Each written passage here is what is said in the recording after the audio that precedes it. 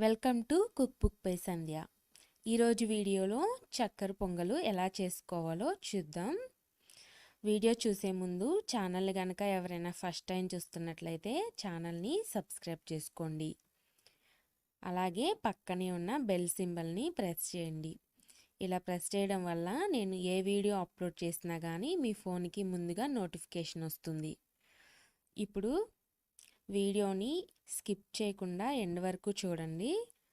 అలాగే వీడియో చూసిన తర్వాత వీడియో కనుక మీకు నచ్చినట్లయితే ఒక లైక్ చేయండి.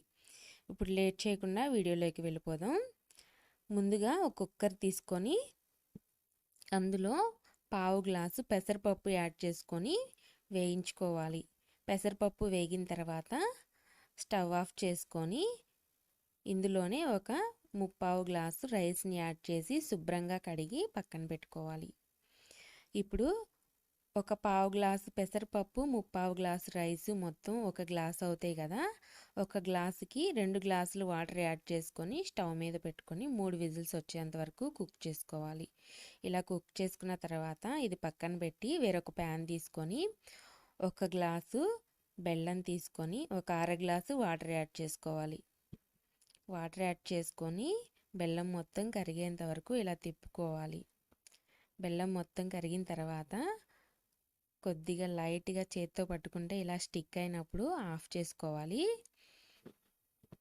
ఇప్పుడు ముందుగా కుక్ చేసుకున్న రైస్ని తీసుకొని స్టవ్ మీద పెట్టుకొని స్టవ్ ఆన్ చేసుకొని ఈ పాకంని స్ట్రైనర్ సహాయంతో వడపోసుకుంటూ ఆ రైస్లో వేసుకోవాలి.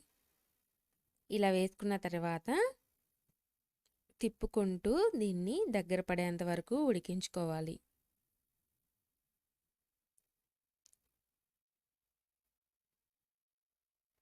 ఇప్పుడు ఇందులోనే 1 స్పూను యాలకుల పొడిని యాడ్ చేసుకోవాలి. యాలకుల పొడి యాడ్ చేసుకొని బాగా కలుపుకొని ఇలా దగ్గర పడిన తర్వాత 2 స్పూన్ల నెయ్యిని యాడ్ చేసుకోవాలి.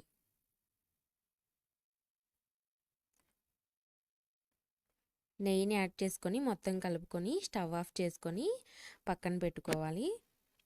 ఇప్పుడు ఒక చిన్న ప్యాన్ తీసుకొని అందులో కొద్దిగా జీడిపప్పులు అలాగే కొద్దిగా కిస్మిస్లు వేసుకొని గోల్డ్ కలర్ వచ్చేంత వరకు ఫ్రై చేసుకోవాలి. ఈ ఫ్రై అయిన తర్వాత మనం చక్కెర పొంగల్లో యాడ్ చేసుకోవాలి.